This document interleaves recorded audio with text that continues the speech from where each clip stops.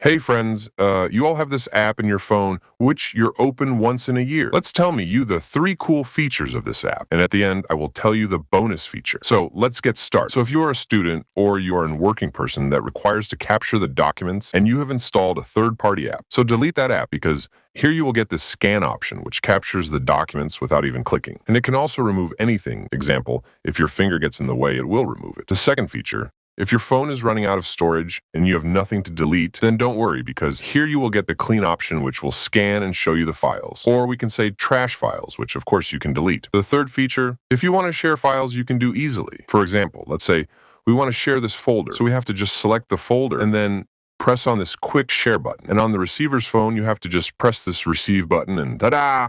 Your files are shared. Now the bonus feature, if you have, let's say, the secret files and you have to hide them, you just have to select the files or folder and then press on the three dots option, and then you have to select the move to safe option.